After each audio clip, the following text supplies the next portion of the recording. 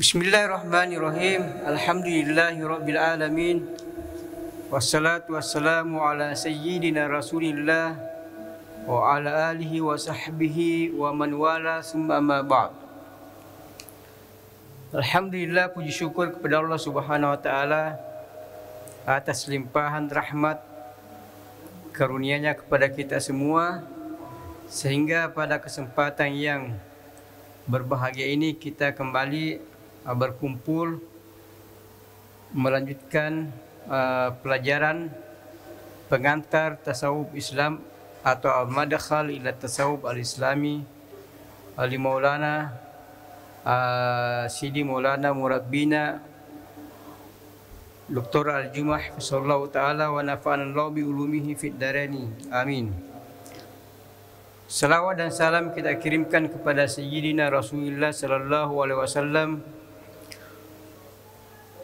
sebagai rahmat bagi seluruh umat manusia dan menjadi qudwah bagi alam semesta, sehingga Rasulullah sallallahu alaihi wasallam merupakan nabi terakhir yang diutus oleh Allah Subhanahu wa taala.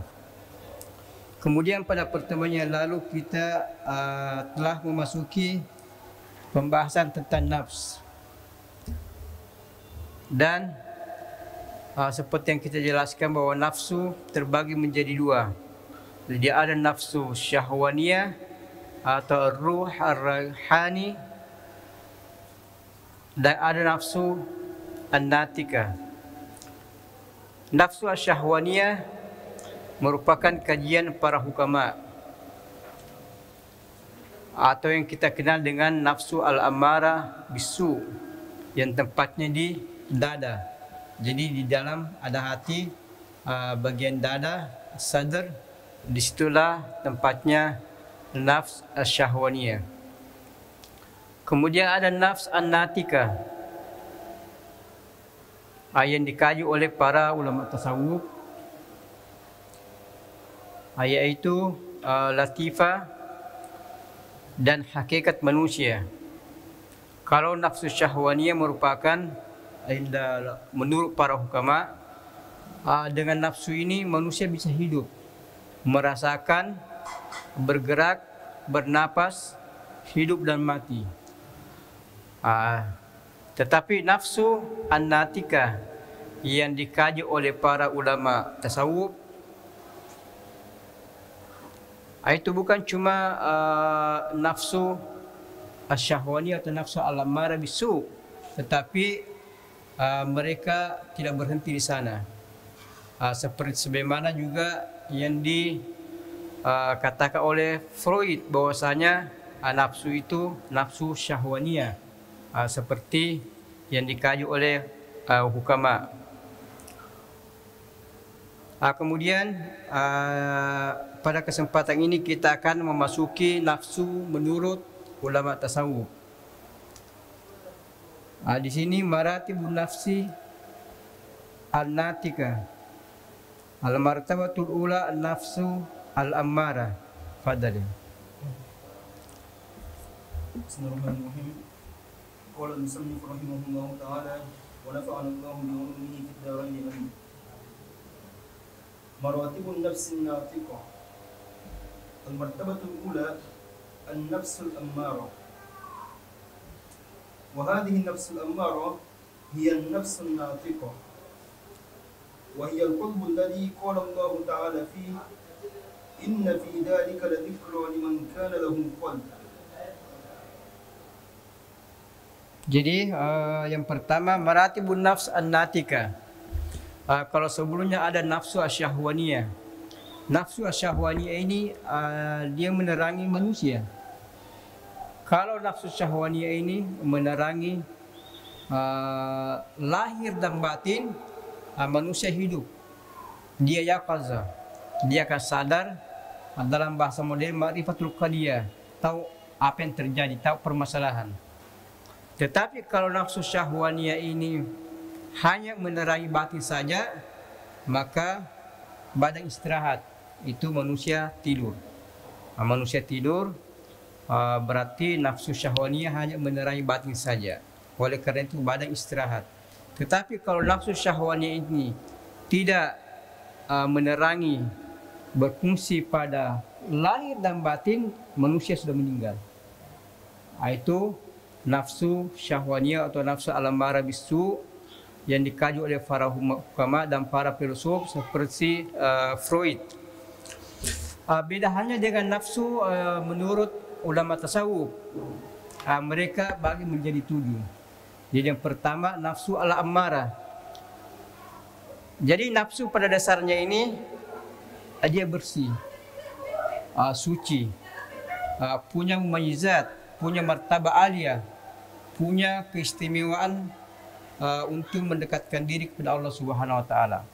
Tetapi tak kala nafsu ini dia condong kepada syahwat atau mengikuti tabiat, maka dia turun derajatnya menjadi al-ammarah.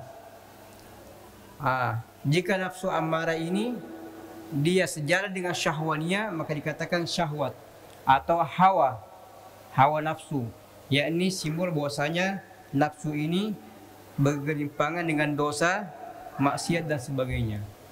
Disebutlah nafsul ammarah bisu, yakni fa'ala sibatu mubalaghah, senantiasa menyuruh kepada keburukan. Itu. Dia sudah membunuh, kemudian merampok, kemudian mencuri, itu tidak ada habisnya. Kenapa? Ammarah bisu. Makanya disifati dengan syahwat. Syahwat itu selalu condong kepada keburukan. Atau hawa. Sering kita dengar hawa nafsu. Jadi nafsu yang turun derajatnya ke derajat hawa. Itu makanya katakan nafsu, hawa nafsu. Yang akan mempertuhankan Allah mempertuhankan dirinya. Ara'aita man ittaba hawahu. Jadi orang yang mengikuti hawa nafsunya, ara'aita man ittakhasa ilahahu hawa. Jadi yang mengikuti hawa nafsu itu berarti menjadikannya sebagai Tuhan. Jadi setiap kali dia bergerak itu sesuai dengan perintah dari nafsu ammarah bisu atau syahwat atau hawa yang ada di sebelah kiri. Jadi dasarnya nafsu natika ini seperti disebutkan dalam Al-Quran, inna fi dzalika ladzikra liman kana lahu qalb. Inna fi dzalika ladzikra, padahal demikian itu adalah pelajaran, peringatan, mengambil iktibar perumpamaan liman kana lahu qalb, yaitu yang memiliki nafsu, yang memiliki hati yang suci, yang bersih, yang berpikir. Tetapi kalau dia mengikuti hawa nafsu, dia tidak bisa. Jadi di sini nafsu yaitu hati yang dalam fitrah manusia itu bersih. Ketika dia kotor, maka disifati dengan sifat-sifatnya itu. Ketika dia condong ke syahwat atau ke hawa, disifatilah dia sebagai hawa nafsu atau syahwat atau ammarah bisu. Jadi semua tingkatan ini disebut sesuai dengan sifat-sifat yang dimiliki. Fadhali. ليس المراد منه قطعة اللعب وإنما هي اللطيفة الربانية. Jadi nafsu ini bukan atau bukanlah seperti kajian para kedokteran. Para kedokteran dunia itu akan membahas khususnya kedokteran bagian hati. Jadi tabibul qalb, yaitu mengkaji masalah hati yang ada di dalam sebelah kiri manusia, tetapi itu berupa daging. Daging ini merupakan mengalami pengaruh dari ruh, dari kalbu atau nafsu itu sendiri. Jadi nafsu itu bersih, hati itu bersih. Ketika hati ini berada di sebelah kiri, itu punya pengaruh. Punya pengaruh seperti kalau ada ulama tinggal di suatu tempat, maka yang di sekelilingnya akan terpengaruh dengan ulama tersebut. Juga hati yang bersih yang ada sebelah kiri, daging yang ada di sebelah kiri ini ikut bersih dan punya pengaruh yang luar biasa. itulah yang dikaji oleh para kedokteran. Jadi ketika dia membahas masalah hati, apa itu hati? Lahmun sanubari. Jadi daging yang ada di sebelah kiri.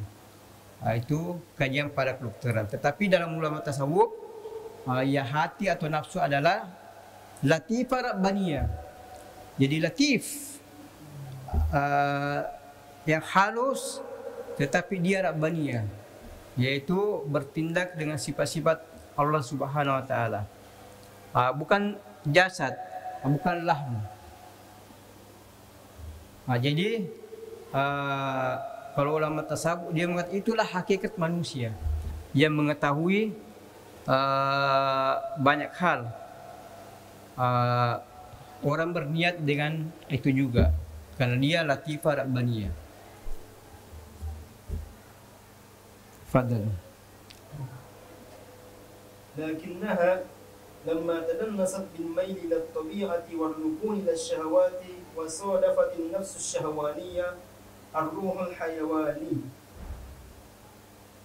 In kharatat في سلك الحيوانات وتبدلت أوصافها الحميدة بأوصافهم الذميمة وصارت لا تميز عن الحيوانات إلا بالصورة. Jadi nafsu atau hati yang bersih ini, jadi dalam hadis dikatakan ala inna fil jasad mudghah idza salaha sahal jasadu kullu wa idza fasada jasadu ala wahyal qalb. Jadi Rasulullah dalam hadis ini menggambarkan hati itu ala inna fil jasad mudghah. Itu adalah gambaran secara umum. Itu bahasa syariat. Kalau ini baik maka semua amal manusia jadi baik. Dan kalau itu tidak baik maka semuanya tidak baik. Oleh karena itu di sini nafsu atau hati suci, bersih. Ketika dia kotori atau dia condong kepada syahwat, mengikuti syahwat, hawa nafsu, tabiat, maka dia ternodai. Ketika dia ternodai, maka dikatakan dengan syahwat atau amarah bisu atau hawa nafsu. Dikatakan demikian. Oleh karena itu, yang awalnya ketika manusia lahir kullu mauludin yuladu ala fitrah. Jadi semua orang yang lahir dalam keadaan fitrah. Semua anak kecil itu fitrah zahiran wa batinan. Itu. Ketika dia mukallaf, mulai beradaptasi dengan lingkungan, tergantung orang tuanya. Pak bawahu yuhawidani atau nasirani atau majisani, atau menjadikan dia berilmu atau tidak berilmu, berakhlak atau tidak berakhlak, tergantung lingkungan orang tua. Kemudian lingkungan sekolah, kemudian lingkungan pergaulan. Itulah yang membentuk apakah orang tersebut bisa mempertahankan fitrahnya atau akan mengalami perubahan. Oleh karena itu ketika nafsu ini mengikuti syahwat karena lingkungan atau hawa nafsunya, karena keluarga atau karena sekolah atau karena pengaruh dunia bebas, maka dia ternodai. Ketika dia ternodai, maka sifat-sifatnya yang bagus itu tergantikan dengan sifat-sifat yang tidak baik. Itu. Sifat-sifat yang tidak baik turun derajatnya. Dari mukaddas menjadi zamimah. Dari yang baik menjadi buruk. Oleh karena itu, dengan demikian muncullah hijab. Hijab antara manusia dengan Allah Subhanahu wa taala. Disebabkan karena nafsu yang condong kepada tabiat atau condong kepada syahwat atau hawa. Muncullah hijab. Yang awalnya ketika manusia lahir, nafsu lahir batin bersih sampai dia mukallaf. Dari mukallaf dia memulai hidup baru. Di situ tidak ada hijab antara anak-anak dengan Allah Subhanahu wa taala, karena Allah tidak punya hijab. Yang punya hijab itu manusia. Manusia punya hijab 70 hijab dengan 70 makamat. Itu hawa nafsu berupa zulma dan berupa nur. Ketiga syahwat ini atau nafsu yang ternodai ini dari sifat yang baik diganti menjadi sifat yang buruk. Disinilah manusia mengalami yang namanya suluk at-tariq ila Allah. Bagaimana dia berjalan untuk sampai kepada Allah, dia mulai dengan suluk, untuk melewati hijab tadi ini. Oleh karena itu, dengan munculnya nafsu condong kepada tabiat, maka muncullah hijab. Oleh karena itu, manusia menyesali. Bagaimana dia sampai kepada Allah, maka dia adakan tarik suluk ilallah. Tarik ilallah itu dengan at-takhalli wa tahalli wa tajalli. Itu. Jadi sifat-sifatnya yang tidak baik karena tadi condong kepada keburukan, dia mulai dari sana. Bagaimana meninggalkan sifat yang tidak baik ini, kibar, sombong dan sebagainya, itu diganti dengan tawadu dan sebagainya. Jadi at-takhalli anir razail, meninggalkan sifat-sifat yang tidak baik, kemudian at-tahalli bil falaih, mengerjakan yang baik, akan itu muncul at-tajalli. Itulah hikayah atau hakikat sehingga ada yang namanya tarik ilallah. Andai kata manusia mampu mempertahankan fitrahnya, tidak perlu ada suluk. Karena Allah tidak punya hijab. Yang punya hijab kan manusia. Nafsu yang punya hijab. Ketika nafsu ini bersih, tidak terkotori, itu tidak ada hijab. Makanya ada orang, dia tidak perlu masuk tarekat. Itu dari kecil. Kita lihat bagaimana Imam Syafi'i itu dari kecil. Dia punya nur, itu bertahan terus. Jadi dia hidup tumbuh besar seperti orang yang sufi mengadakan mujahadah. Dengan ini secara tabiat, karena nafsunya tidak terkotori. Oleh karena itu ketika nafsu tidak terkotori, itu akan melampaui ruh. Itu akan melewati orang-orang yang mengadakan mujahadah, yang akan memperbaiki dirinya, itu melampaui. Bagaimana kehebatan Imam Syafi'i yang dari kecil nafsunya, rohnya terjaga. Makanya ingatannya kuat sekali, hafalannya luar biasa. Tidak bisa Anda bedakan mana yang lebih hebat, hafalannya Imam Syafi'i atau kejeniusannya. Itu tidak bisa Anda bedakan. Karena ruh bersih, nafsu bersih, semuanya berjalan dengan baik. Oleh karena itu, ini menjadi pelajaran bagi kita bahwasanya anak kecil itu bisa dijaga sedemikian rupa supaya tidak ternodai. Kalau dosa kecil tidak ada masalah, tetapi menghindari dosa-dosa besar. Karena seperti yang dikatakan Imam Al-Ghazali,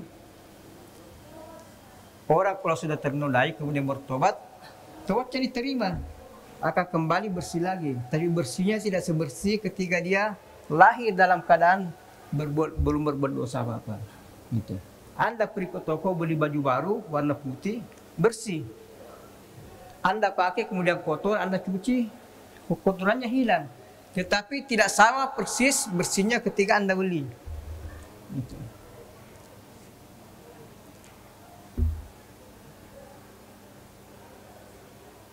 Nah, jadi ketika nafsu ini condong kepada syahwat, hawa nafsu, turunlah derajatnya. Itu turun derajatnya. Yang tadinya inna fi dzalika ladzikra liman kana lahu qalb, dia turun derajatnya menjadi lahum qulubun la yafqahuna biha wa lahum azanun la yasma'una biha wa lahum a'yunun la yubsiruna ulaika kal an'ami bal hum adal. Mereka itu seperti hewan, bahkan ada lebih sesat. Kenapa? Hewan tidak punya akal. Hewan itu tidak seperti manusia. Manusia difasilitasi oleh hati yang bersih, nafsu yang bersih. Ada akal untuk berpikir, ini oke, ini tidak oke. Tetapi dia melanggar. Hewan tidak ada masalah, tidak ada akalnya untuk berpikir. Ini kebunnya orang halal atau tidak halal. Hewan tidak mengetahui seperti itu. Apa yang didapat dimakan.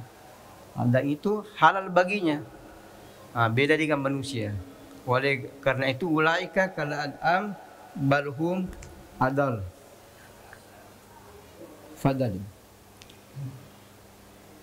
فهي نفس خبيثة وهي التي قالت عنها زليخة امرأة العزيز في قصتها مع يوسف الصديق عليه السلام إن النفس لأمارة بالسوء.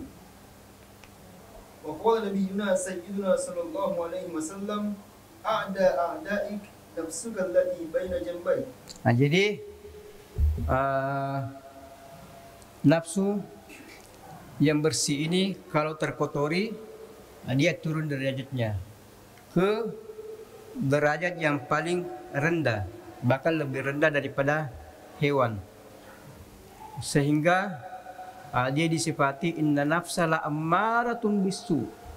Jadi sigatul mubalaghah fa'ala, seperti faul wa fa'il, itu sigatul mubalaghah. Makanya kita melihat atau Anda melihat sifat-sifat orang jahiliyah, ada orang seperti itu, sudah membunuh, sudah merampok, sudah mencuri, sudah apa, tidak ada tobat-tobatnya. Kenapa? Itu nafsu ammarah bisu.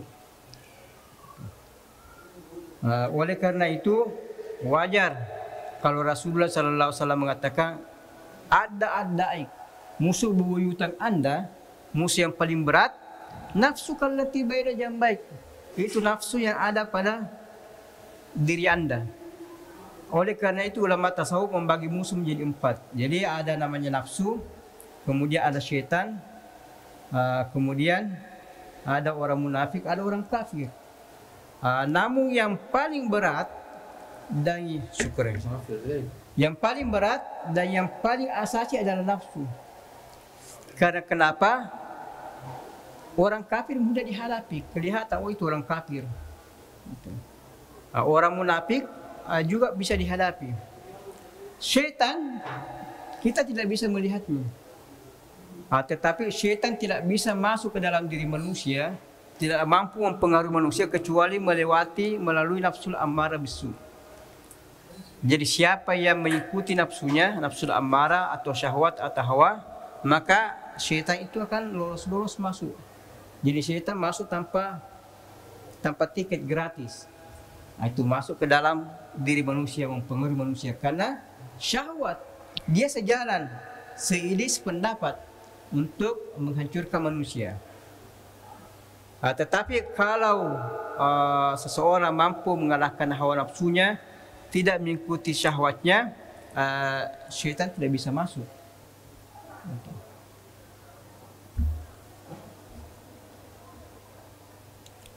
Fadhalim. وقال صلى الله عليه وسلم رجعنا من الجهاد الأصغر إلى الجهاد الأكبر يعني جهاد النفس.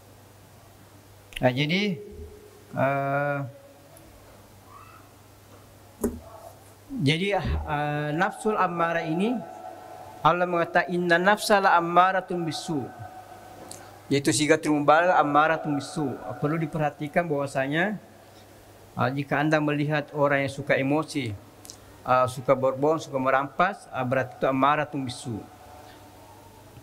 Kemudian ada nafsu kallati baina jambai. Jadi kata Nabi, musuh bebuyutan, musuh yang paling berat itu nafsu Anda yang ada pada diri Anda. Masalahnya apa? Kalau Anda punya musuh, teman atau siapa saja, Anda bisa berhadapan. Tapi musuh Anda ini ada pada diri Anda, yang selalu menyuruh Anda berbuat jahat. Bagaimana Anda menasihati? Jadi itu yang sangat susah. Kemudian ketika Rasulullah Sallallahu Alaihi Wasallam pulang dari perang Badar, raja'na min jihadil asgar ila jihadil akbar. Sahabat berkata, ya Rasulullah, perang Badar perang besar, yang terbesar. Apakah ada perang lebih besar dari ini ya Rasulullah? Iya, ada. Wahia an-nafs. Makanya Nabi mensifati raja'na min jihadil asgar. Jihadil asgar yaitu perang fisik, berhadapan dengan orang-orang kafir, salah satu musuh. Dan itu mudah saja dihadapi karena kita melihat musuh, kemudian tidak berat bagi kita. Dan yang paling asasi, Anda tidak mungkin pergi berperang kalau Anda tidak bisa mengalahkan hawa nafsu. Oleh karena itu ini jihadul asgar. Jihadul akbar adalah hawa nafsu. Kenapa? Kalau Anda tidak bisa mengalahkan hawa nafsu, Anda tidak pergi jihadul asgar. Oleh karena itu banyak orang-orang pada zaman sahabat itu munafik. Dia tidak mau pergi berperang. Itu. Karena tidak mampu melawan hawa nafsunya. Jihadul akbar. Jadi nafsu ini merupakan puncak jihad para ulama-ulama tasawuf. Itu yang membedakan ulama tasawuf dengan hukama, ulama tasawuf dengan para filsuf, dengan mutakallimin. Karena kelompok ini hanya berhenti kepada nafsul ammarah, syahwat, berhenti sampai di situ saja. Itu. Jadi mereka kajiannya adalah jihadnya manusia punya sifat sombong, iri, dengki dan sebagainya, dan berusaha bagaimana dia tidak sombong. Dia berusaha bagaimana dia tidak sombong dan berhasil. Tetapi ketika dia berhasil untuk tidak sombong, muncul 1000 sifat yang tidak baik. Itu. Mau dipuji, mau dikata, ria dan sebagainya. Ketika dia berusaha lagi untuk menghilangkan yang namanya ria, mungkin berhasil, tetapi sifat sombong kembali lagi atau sifat-sifat lainnya. Oleh karena tidak ada henti-hentinya. Ulama tasawuf melihat bahwasanya kalau begini kita tidak akan selesai masalah. Dan kita tidak akan sampai kepada tujuan. Karena kenapa? Jika Anda menebang pohon dari atas, betul Anda tebang tangkainya, tebang. Tetapi akan muncul lagi tangkai-tangkai baru. Anda tebang 3, muncul 10, tangkai 10. Semakin Anda tebang pohon, semakin banyak tangkai-tangkai kecil yang muncul. Itulah sifat manusia. Itulah kajian para hukama, kajian filosof, dan kajian para mutakallimin. Ulama tasawuf melihat kalau begini kita tidak menyelesaikan masalah. Oleh karena itu ulama tasawuf bahwasanya tidak berhenti di ammarah bisu. Kita harus berpindah jihadul akbar dari ammarah ke lawama. Terus lawama ke mulhama, mulhama ke mutmainnah, mutmainnah ke radia mardia, terus nafsu al-kamilah. Al-kamilah sudah aman di sana. Karena nafsu sudah kembali seperti awal. Ketika manusia dah dalam keadaan fitrah, nafsunya itu bersih. Nafsunya bersih. Kenapa ada jihad? Ketika dia mengotori hawa nafsunya. Ketika sampai ke nafsu yang ketujuh, dia akan kembali seperti semula. Dia akan kembali seperti semula. Itulah makanya dikatakan hasanatul abrar sayyatul mukarrabin. Apa yang dilakukan oleh hukama, filosof, Freud, mutakallimin, bagaimana kita tidak sombong. Masih berhasil, tapi muncul 1000 sifat-sifat yang buruk. Menurut hukama, filosof ini baik karena Anda berhasil meninggalkan sifat-sifat sombong. Tapi menurut tasawuf itu sayyiat. Kenapa? Anda meninggalkan satu, muncul 1000, bagaimana dikatakan hasanat. Itu. Oleh karena itu ulama tasawuf tidak, kalau begitu pohon ini kita tidak tebang dari bawah, dari atas. Karena kalau kita tebang tangkai 3 akan muncul 300 sifat yang tidak buruk. Kita dari akarnya kita tebang. Jadi pohon ini jangan diberi air, biarkan mati. Kalau mati tidak mungkin tumbuh tangkai. Pohon ini tebang dari akarnya di bawah ditebang. Karena selama tangkainya ditebang atau pohonnya akan tumbuh itu ranting-ranting atau cabang-cabang yang berjamur dan lebih banyak lagi. Oleh karena itu hasanatul abrar sayyiatul mukarrabin. Fadali. وسير هذه النفس إلى الله تعالى. Jadi nafsul ammarah bisu itu yasiru ilallah subhanahu wa ta'ala. Jadi kalau kita mengatakan as-sairi ilallah, itu ilallah subhanahu wa ta'ala. Jangan pernah menoleh ke kiri atau ke kanan. Karena nafsu ini berbahaya. Nafsu ini belum bersih. Selalu menyuruh kepada kejahatan. Anda berhasil tidak sombong, tidak berbohong, tetapi tetap berjalan kepada Allah Subhanahu wa taala lurus. Jangan menoleh, ini kan saya sudah tidak sombong, saya sudah tidak berbohong. Tidak apa-apa kita ini. Makan kenyang sedikit melewati batas, tidak apa-apa. Tidak. jalan lurus dan la taltafit. Itu semua nafsu. Kamu kan sudah berusaha, sudah tidak sombong, sudah tidak makan berlebih-lebihan, tidak apa-apa tidur 9-10 jam tidak ada masalah. Itu nafsu. Itu. Jadi jangan asari ilallah lurus, jangan ini. Karena multafit itu la yasil. Itu nafsu suka menipu. Ketika Anda mau belajar,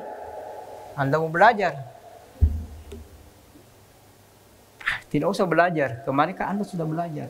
Itu karena cukup satu kali saya dipelajari. Itu. Daripada Anda belajar, pilih saya salah sunat di situ. Masya Allah, salah sunat dan sebagainya. Padahal belajar itu wajib. Salah sunat. Bagaimana nafsu menipu supaya kita mengerjakan turun derajatnya. Jika kita mengikuti nafsu ini, menyuruh kita salah sunat dan tidak belajar, berikutnya akan datang seperti itu. Karena kita mengikuti panggilannya. Itu Anda sudah susah bedakan. Itu. Dan kalau terbiasa nafsu ini dipenuhi panggilannya, Anda akan begitu terus. Makanya banyak orang tertipu. Insya Allah nanti saya belajar, nanti saya pergi talaki. Padahal yang menyuruh dia untuk tidak pergi talaki itu nafsunya. Yang menyuruh besok nafsunya juga. Bagaimana dia mau menghindari? Karena yang memerintahkan satu komando. Itulah banyak orang. Iya nanti ujung-ujungnya tidak ada yang jadi. Karena kenapa? Itu diikuti nafsunya yang sedang menipu, yang sedang bersandiwara. Dari itu sair ilallah subhanahu wa ta'ala. Jadi Allahu huwal maqsudul kullu. Ketika Anda berada dalam nafsul ammarah bisu, jangan multafit ke kiri ke kanan. Di sana banyak tawaran, banyak panggilan, banyak hal-hal yang menjanjikan. Pokoknya as-sair ilallah subhanahu wa ta'ala. Kemudian wa alamuha alamus syahadah. Jadi nafsul ammarah bisu ini alam wa alamus syahadah. Yani alamus syahadah itu yang kita saksikan. Jadi dia masih taraf panca indera. Apa yang dilihat oleh mata, yang dirasakan oleh kulit, kemudian yang bisa dicium, yang bisa diraba. Itulah jangkauan nafsul ammarah bisu. Orang yang tingkatan seperti ini dia tidak bisa memikirkan hal-hal lebih dari itu. Makanya ada orang tidak bisa mengambil hikmah. Kenapa? Dia nafsunya ammarah bisu, hanya bisa menjangkau, bisa dilihat. Selain yang dilihat, dia tidak bisa jangkau. Jadi dia hanya melihat yang tersurat, yang tersirat, dia tidak bisa baca. Kalau dia membaca, itu apa yang tertulis dia tidak pahami. Tidak ada istimbat, tidak ada hakikat, tidak ada majasi. Karena kenapa? Dia berada alam syahadah. Karena nafsunya demikian. Itu. Jadi Anda punya teman, punya apa kondisi seperti ini, Anda pahami bahwa dia nafsu ammarah bisu. Tidak lebih dari itu. Tidak mampu mengambil ibrah. Apalagi yang sifatnya yang gaib atau yang tidak bisa dijangkau oleh panca indera, mereka tidak bisa ke sana. Kemudian jadi mahallu tempatnya itu as-sadr. Jadi ini as-sadr ini dada. Dada as-sadr, dada yang ada dagingnya di sini. Di situ dia keluar. Di balik sadr ini, dada ini tempatnya orang kalau bingung di dada. Makanya kalau ada orang bingung itu akan susah bernapas. Itu. Karena itu sadr tempatnya di sini. Ammarah bisu. Sadar ini punya mata, namanya hati. Dia punya halus, namanya hati. Dia ke dalam. Itu bukan sadar tempatnya. Hati ini punya basira, punya mata, namanya ruh. Ruh ini punya hati, punya basir, namanya sir. Sir ini punya hati, namanya khafi. Khafi ini punya hati, namanya akhfa. Ada seterusnya. Sama dia kelapa umpamanya. Kelapa ini ada kulit luar yang Anda lihat dari luar. Di balik kulit luar ini ada kulit yang di dalamnya agak serat-seratnya itu. Di balik yang ketiga masih ada kulit yang halus. Setelah kulit ada itu sampai masuk ke isi dan seterusnya. Jadi ada gelas, di dalam gelas ada gelas kecil, di dalam gelas ada lagi gelas. Kalau Anda melihat periuk yang besar itu 10 masuk ini. Kemudian ada periuk, di dalamnya ada periuk tambah kecil, tambah kecil, tambah kecil. Sehingga yang kecil tidak kelihatan. Yang kelihatan itu adalah yang besar. Itulah yang ada pada diri manusia. Terus وحالها الميل. jadi haluhal mail. Jadi nafsul ammara bisu ini dia kondisinya hanya mail, dia condong. Dia cenderung. Dia tidak mampu melihat. Beda kalau ruh, dia melihat yang gaib. Tidak, dia cuma cenderung saja. Jadi ketika Anda berada nafsul ammara bisu, Anda ingin cenderung untuk makan bakso, makan ini, ada kecenderungan. Kenapa? Dia hanya di luar saja, dia di sadar tempatnya. Beda kalau di hati, itu ada di dalam, dia berbicara, tapi dia ini hanya bersifat main saja. Itu. Ketika ada di situ ada dua hal, ini baik ibu, dia condong kepada situ, kepada keburukan atau condong kepada kejahatan. Itu kondisi nafsul ammara bisu. Beda dengan lawama, mulhama dan sebagainya. Dia berbicara di dalam, sudah jelas. Ini benar, ini tidak, ini ikuti, ini jangan ikuti. Kalau dia cuma bersifat condong saja. Oleh karena itu orang yang dalam tingkatan nafsul ammara bisu ini selalu dalam kebingungan. Itu. Dia bingung. Dia condong kemana sebab tidak ada petunjuk dari dalam.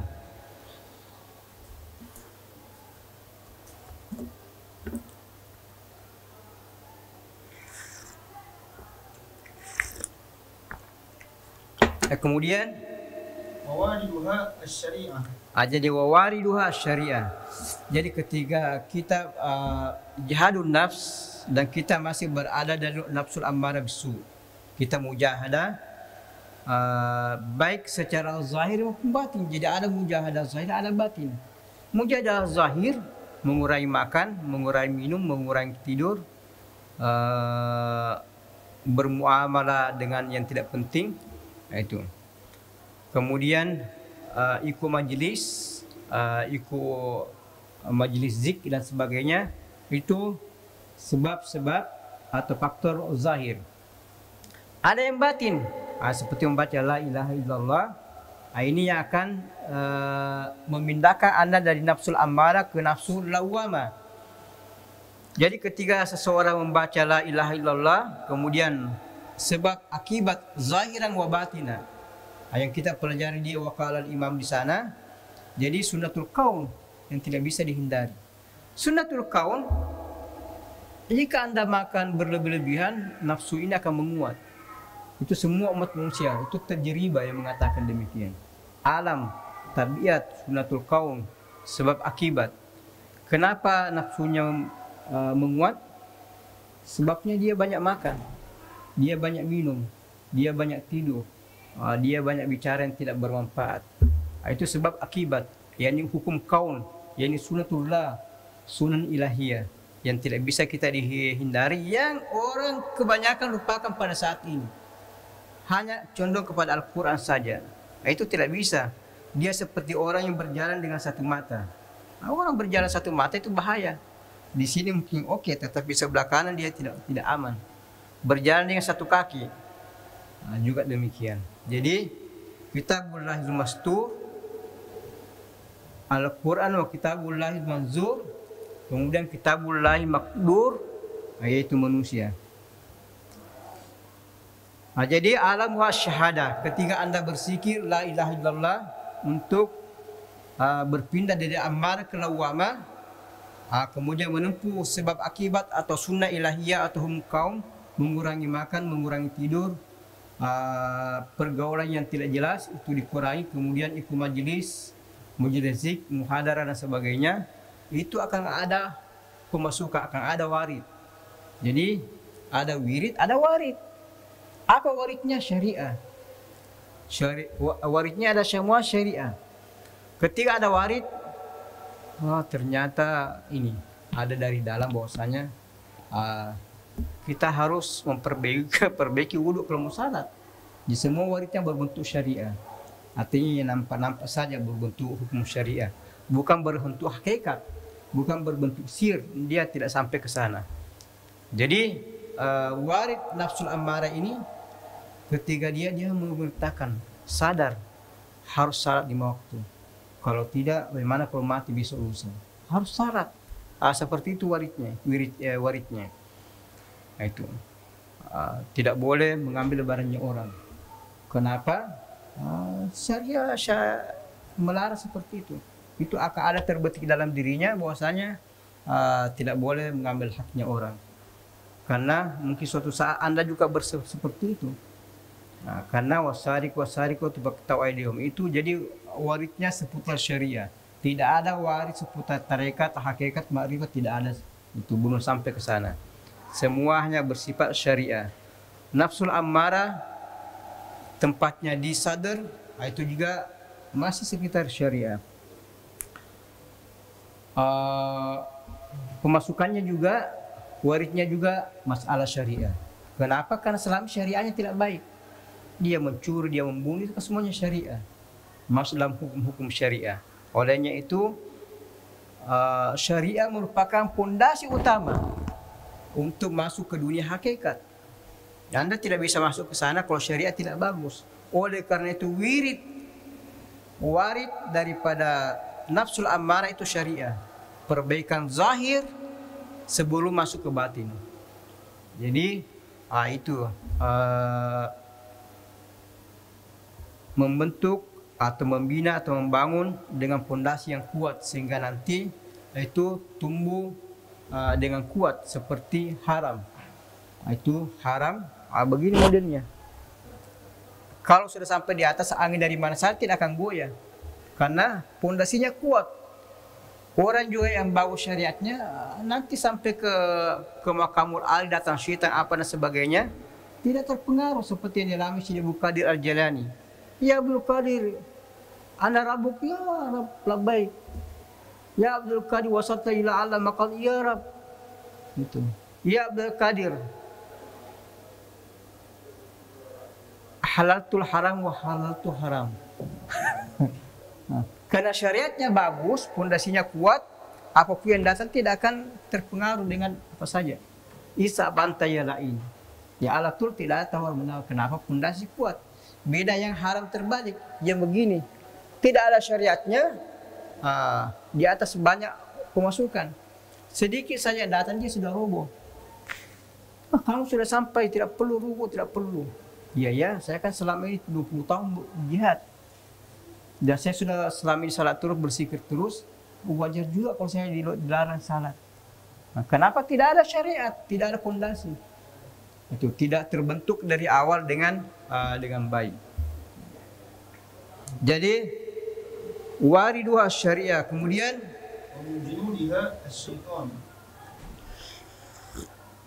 jadi di antara pasukannya, tentaranya nafsul ammarah bisu atau syahwat ini adalah syaitan. Anda masih nafsul ammarah bisu. Hari ini hari Sabtu, besok hari Ahad, lusa hari Senin, insyaallah hari Senin saya mau puasa. Nafsu bilang tidak usah puasa.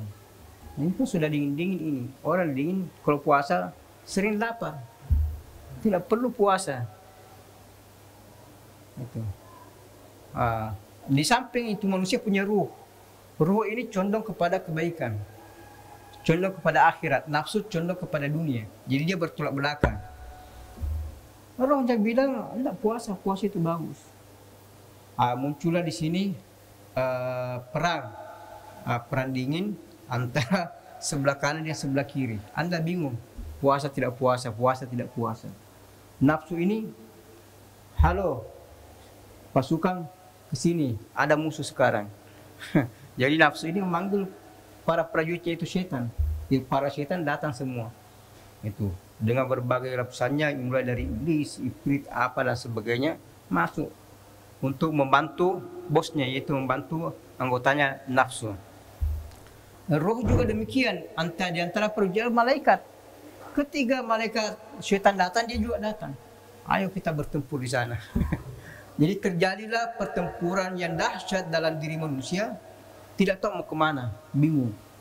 Itu karena dua kekuatan besar bertempur di dalam. Makanya ada manusia selalu bingung dan dia tidak tahu mau kemana, mau puasa tidak puasa. Itu.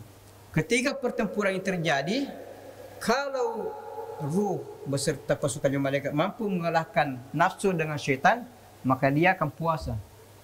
Nah, tetapi kalau tidak, karena nafsunya masih amarah bisu masih kuat, dia mungkin akan mengalahkan ruhnya. Dia tidak puasa, atau dia berimbang, tidak ada yang kalah, dan dia sangat kebingungan. Ya Rab, pokoknya dia sudah ada orang seperti itu. Dia sudah tidak tahu, sudah tidak bisa mengambil keputusan. Itu. Puasa tidak puasa, pergi tidak pergi, belajar tidak belajar. Oleh karena itu dalam kondisi seperti ini tidak ada jalan untuk keluar dari musibah ini kecuali kembali kepada Allah. Itu jalan satu-satunya. Ketika Anda bingung, tidak mampu menyelesaikan sengketa yang ada di dalam diri Anda, itu jalan satu-satunya kembali kepada Allah. Ya Allah, ya Rabb, saya hamba-Mu yang lemah. Saya tidak bisa berbuat apa-apa, hanya kepada-Mu saya kembali. Berilah saya petunjuk ke jalan yang benar. Itu akan terselesaikan. Jadi ini perlu dikenal. Ini nafsu pintar bersilat lidah, pintar menipu. Itu. Tetapi kalau dia masuk nafsu amarah bisu, itu terang-terangan untuk melakukan kejahatan karena amarah bisu. Itu min junudiha syaitan. Kemudian وأوصافها البخل والحرص والحسد والكبر والشره والغضب وسوء الخلق والشهوة والغفلة والخوف والإيذاء باليد واللسان والاستهزاء والكفر. Jadi semua bentuk-bentuk kemungkaran, bentuk-bentuk dia miliki. Kenapa amarah tu bisu? Itu. Sudah belajar, sudah pada tidak belajar. Itu. Pertama dia sudah bohong. Mau pergi belajar mau, padahal nantinya tidak mau pergi belajar. Itu. Kemudian dia akan menyembuhkan diri. Allah belajar apa belajar? Kita ini sudah LC, sudah selesai keempat lagi. Ya, tupatusannya apa? Itu. Dia menyembuhkan diri. Dia ketika dia dibantah dia marah. Itu. Dia marah, dia merendahkan orang lain, dia dengki, hasad dan sebagainya. Kenapa? Amarah tu bisu. Jadi nafsunya ini bukan menyuruh satu dua kali berhenti, itu puas, tidak. Tidak ada ujung pangkalnya. Itu. Ada orang seperti itu. Itu. Sudah marah, sudah melempar, sudah memukul, sudah apa, tidak ada henti-hentinya. Kenapa? Nafsu al-ammaratu bisu.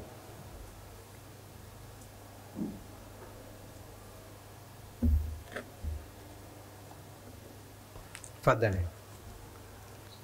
وغير ذلك من القبائح وذلك لأنها واقعة في ظلمات الطبيعة فلا تفرق بين الحق والباطل ولا تميز بين الخير والشر ولا يقدر الشيطان اللعين على الدخول إلى الإنسان إلا بواسطتها.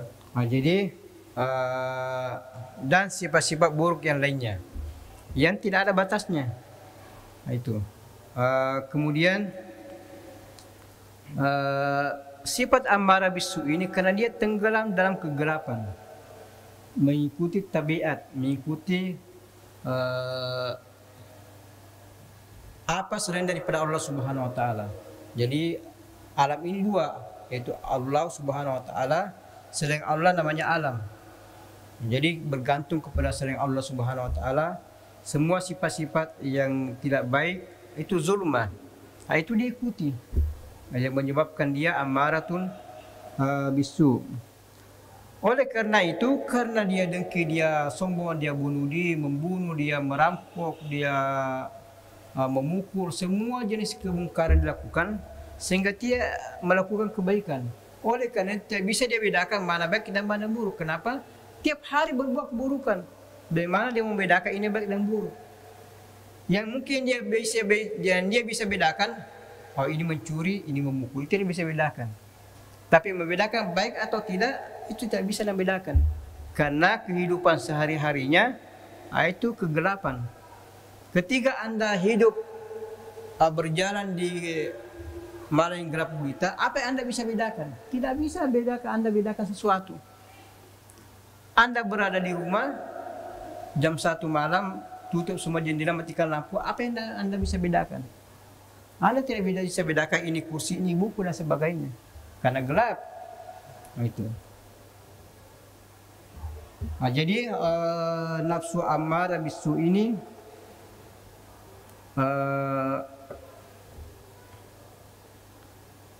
betul-betul membuat manusia itu jatuh derajatnya.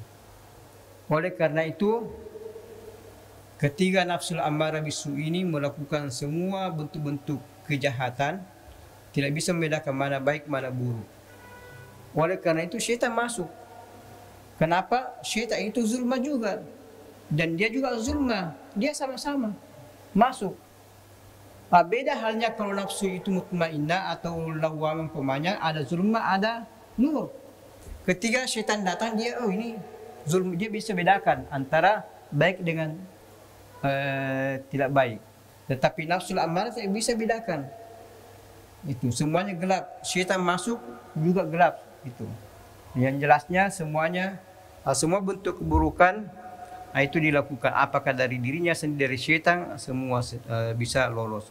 Oleh karena itu syaitan tidak bisa masuk kepada diri manusia, mengalahkan manusia kecuali melalui nafsu ammarah bisu.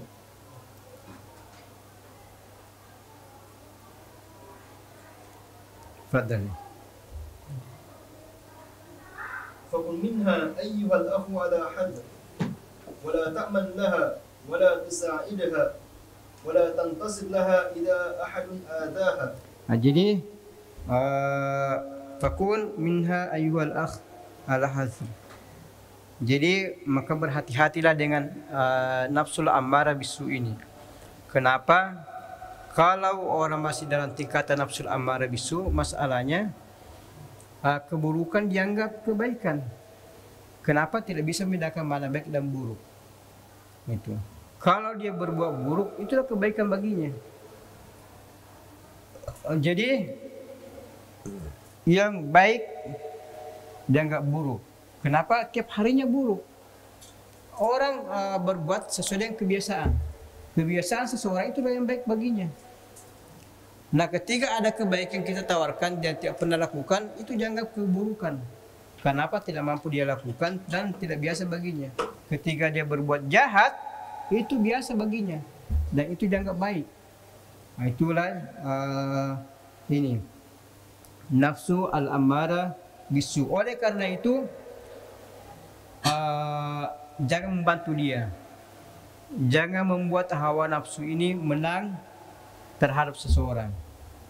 Jangan memenangkan pertempuran. Jadi kalau nafsu ammarah bisu ini menyuruh kita, jangan diikuti. Jangan membuat dia menang atas diri kita. Ketika Anda marah, Anda tahan. Bahwasanya itu tidak boleh. Ini nafsu. Anda tidak bisa mau pergi wudu atau duduk dan sebagainya, atau baring dan sebagainya. Tetapi ketika ada dua orang ada orang pergi belajar, tidak pergi belajar, itu dikasih bilang pergi belajar supaya dia bisa kalahkan nafsunya. Jangan bilang tidak usah pergi belajar, kau kan sudah biasa, kamu kan tidak perlu lagi. Berarti Anda membantu seseorang untuk memenangkan hawa nafsu.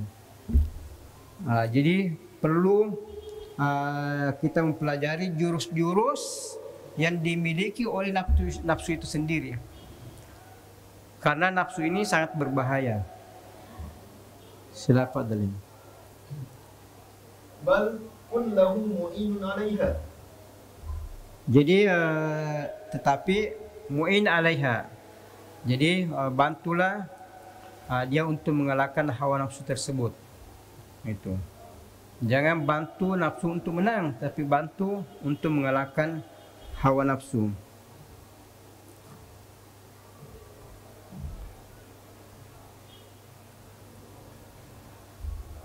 Kemudian وحيث أنفقت عداوتها لازمك تقليل الطعام والشراب والمنام لتضعف هذه النفس الشهوانية الحيوانية لأنها إذا ضعفت هان خلاص هذه النفس الشريفة العزيزة العلوية التي سميت بالأمارة أي شبكتها.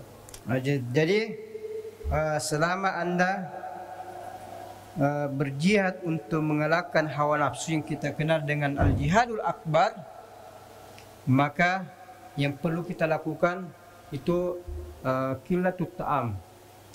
Yang ahlullah mengatakan ini ada 4: qilatut ta'am, qilatu manam, qilatul anam, wa qilatul kalam.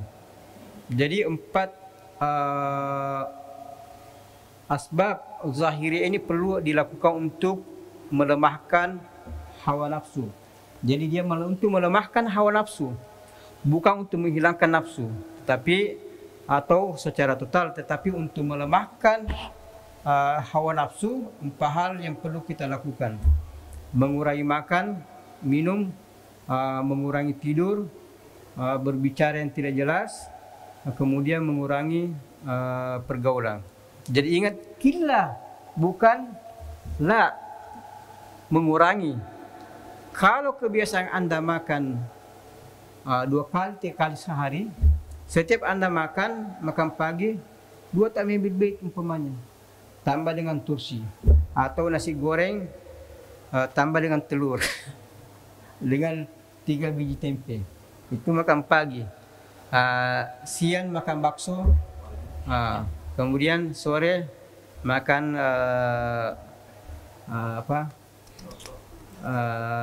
sedikit nasi sama ayam, kemudian buah-buahan. Jadi yang diminta adalah killa, bukan tidak. Dia tidak makan la ta'kul, tetapi qilatut ta'am. Kalau Anda makan pagi nasi goreng, kemudian ada telur, kemudian ada tempe 3 biji. Jadi tempenya dikurangi 1 menjadi 2.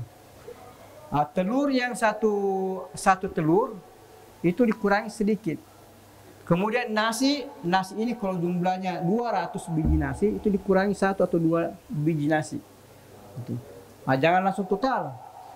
Wallahi mulai hari ini pokoknya yang kemarin saya makan tempe 3 biji, tinggal sepotong saja. Kemudian nasi yang 200 tinggal 50. Kemudian telurnya tidak perlu ada telur. Itu Sidi Abi Hasan Syadzili melarang seperti itu. Kita ini bukan rahbaniyah, bukan pendeta yang menyiksa dirinya. Tidak, secara tabi'i. Kalau setiap hari Anda makan nasi umpamanya 500 biji nasi, kemudian ikan 1, kemudian ada telur atau tempe. Jadi kurangi nasi ini, kurangi 1 atau 2 biji. Tidak ada pengaruhnya, tidak terasa. Kemudian tempe 3 biji kurangi setengah. Itu. Anda lakukan selama seminggu atau sebulan. Berhasil kurangi lagi. Nasi menjadi 3, 4 atau 5 biji. Itu tidak ada pengaruhnya.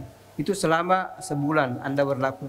Sehingga ujung-ujungnya nanti Anda makan yang tiap hari Anda makan 500 nasi, mungkin tinggal 200, 200 setengah, 250. Yang sebelumnya ada 2 biji telur, tinggal 1. Ditambah dengan tempe 3, tinggal 1. Itu Anda lakukan tidak terasa dan tidak menyiksa diri. Ini ada orang semangat 45. Itu. Begitu mendengar qilatul ta'am, qilatul manam, qilatul anam, pokoknya mulai hari ini. Itu. Itu tidak boleh. Itu menyiksa diri. Mungkin dia bisa lakukan sebulan, seminggu paling lama. Setelah itu dia tidak tahan. Bukannya dia ini malah yang sebelumnya dia makan nasi 300 jadi 600. 2 kali dia kena balas dendam. Jadi itu kita tempuh secara tabi'id. Ah, jadi ini namanya sunnatul kaun, sunan ilahiyah, itu perlu kita pelajari baik-baik supaya kita hidup dengan teratur, hidup dengan normal. Jadi itu cara untuk melemahkan hawa nafsu. Jadi ingat, hanya melemahkan saja, bukan untuk keluar total dari nafsu. Karena ini masih sebab zahiriyah, yakni masih sunnah ilahiyah, sunnatul kaun, sebab akibat. Itu kita masih berada di Kitabullahil Manzur. Yang sebelahnya Kitabullahi Al-Mastur. Jadi kalau Anda berhasil, itu akan muncul rahasia. Muncul rahasia, atau tadi yang kita sebut dengan warid. Fadal. وليكن ذكرك في هذا المقام بي لا إله إلا الله وتقدم أن يكون بمد لا وتحقيق همزة إله وفتحها فتحة خفيفة. Jadi sekarang kita masuk Kitabullahi Al-Mastur. Tadi Kitabullahi Al-Manzur, Qilatul Ta'am, Qilatul Alam, Qilatul Manam dan sebagainya. Sekarang Kitabullahi Al-Mastur. Itu fa'lam annahu la ilaha illallah. Jadi dalam hadis dikatakan khairu ma qultu ana wan nabiyyuna min qabli la ilaha illallah. Itu Kitabullahi Al-Mastur. Jadi zikir yang ada pada tingkatan nafsul ammarah bisu itu la ilaha illallah, tetapi dengan lapas yang benar.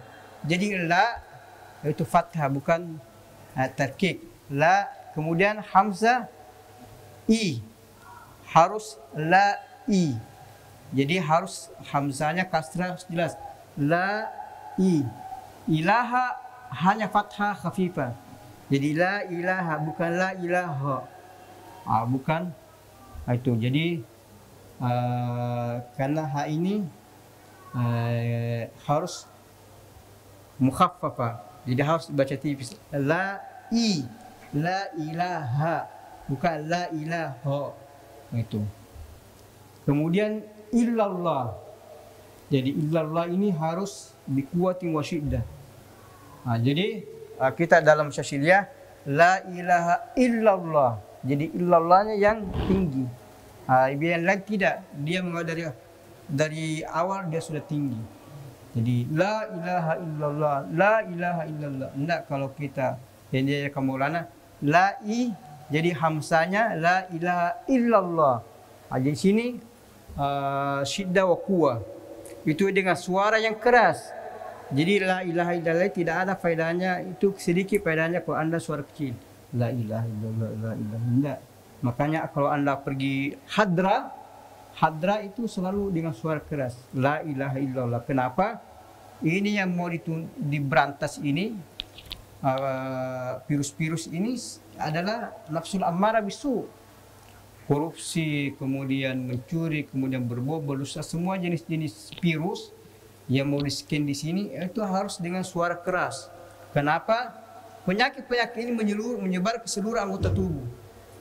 Nafsul ammarah bisu dia memukul dengan tangan, dia mengucapkan dengan lidah, dia berbohong dengan hati, dia tenda dengan kaki. Jadi semua jenis keburukan seluruh anggota tubuh itu. Oleh karena itu mengucapkan la ilaha illallah harus keras supaya sampai ke seluruh anggota tubuh. Jadi efek atau pengaruh la ilaha illallah itu akan menjalar ke seluruh anggota tubuh. Biar kaki tidak menendang, tangan tidak memukul, mulut tidak berbohong dan sebagainya.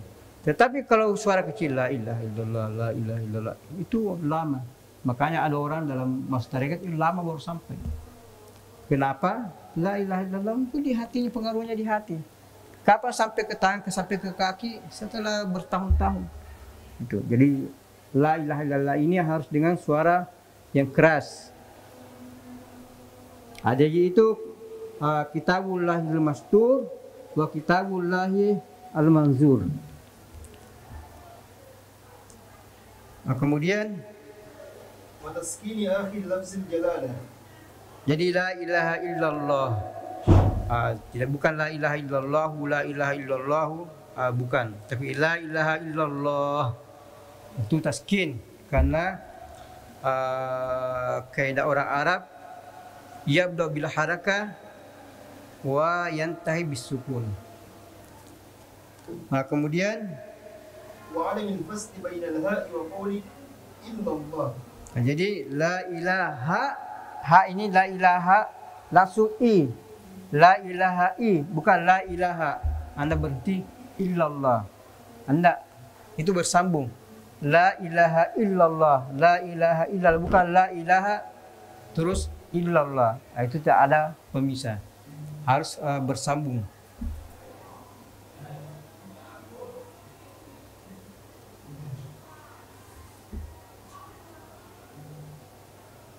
Terus وإياك أن تتهاون في تحقق همزة إله، فإنك إن لم تحققها قلبت ياء وصار الذكر لا إله إلا الله، وهذه ليست كلمة التوحيد فلا ثواب فيها ولا بتكرارها. Jadi takkikil hamzah. Jadi hamzahnya la i. Karena kalau tidak ya hamzah ini akan berubah menjadi ya. La ilaha illallah, la ilaha illallah.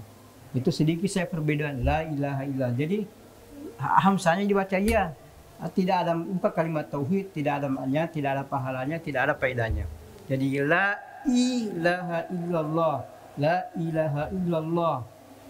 Itu cara mengucapkannya dengan makharijul huruf, kemudian dengan pengucapan yang bagus. Jam berapa? Sudah tinggal 3 menit baru selesai.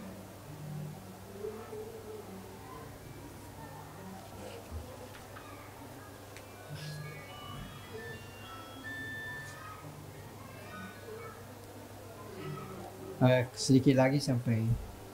Kemudian wahada الذكر الذي سماه الله تعالى في كتابه العزيز بكلمة التقوى والكلم الطيب والشجرة الطيبة والعروة الوثقى،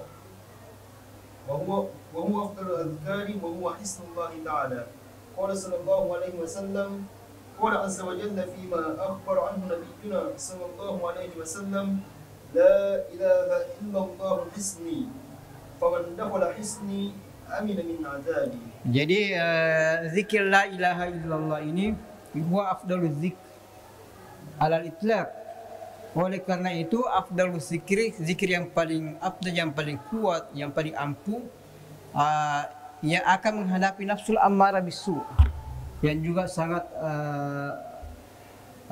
bobrok, sangat buruk, sangat tidak baik, itu akan dihadapi oleh zikir yang paling afdal. Nah, dialah yang akan menghadapi nafsul ammarah bisu ini. Karena nafsul ammarah bisu seperti Anda pahami, Anda tidak bisa keluar. Kenapa dia memerintahkan Anda, Anda selalu mengikutinya, bahkan itu akan menjadi Tuhan untuk mempertuhankan Anda. Itu makanya ada orang dia itu tidak bisa mengatasi nafsunya nafsul ammarah bisu ini. Oleh karena itu zikir la ilaha illallah ini yang akan mengatasi nafsul ammarah bisu. Oleh karena itu harus dengan ucapan yang baik, kemudian suara yang keras, sehingga akan menghasilkan faedah. Jadi la ilaha illallah hisni, faman dakhala hisni amina min azabi. Jadi la ilaha illallah itu adalah benteng perisai Allah Subhanahu wa taala. Yang masuk dalam lingkaran ini dia akan aman dari sisaan Allah Subhanahu wa taala. Kemudian waqala sallallahu alaihi wasallam, وقال صلى الله عليه وسلم: لا إله إلا الله أفضل الذكر وهي أفضل الحسنات، أسأل الناس بشفاعتي من قالها خالصا من قلبه، ما من عبد قالها ثم مات على ذلك إلا دخل الجنة. قيل: يا رسول الله وإن زنى وإن سرق؟ قال: وإن زنى وإن سرق وإن زنى وإن سرق وإن زنى وإن سرق. Nah, jadi la ilaha illallah afdalul dzikr. Nah, selama dia afdalul dzikr, afdalul hasanat, afdalul thawab dan sebagainya, nah, itu la ilaha illallah. Oleh karena itu zikir ini sangat penting. Dan ittafaqa jami'ut turuqus sufiyah, bahwasanya wirid yang disepakati la ilaha illallah. Terus wirid yang disepakati selawat kepada Nabi. Juga kata Sidi Murtada Sabidi termasuk musabbaat.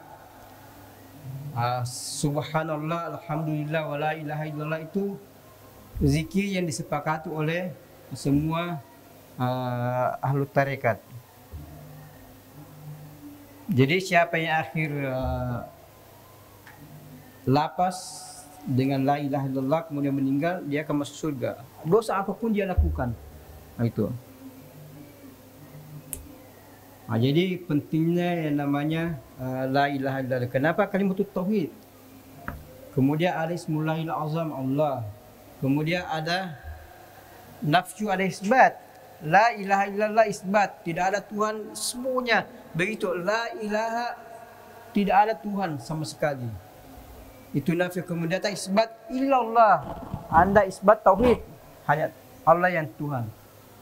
Nah, jadi afdalul dzikri, afdalul hasanat dan sebagainya.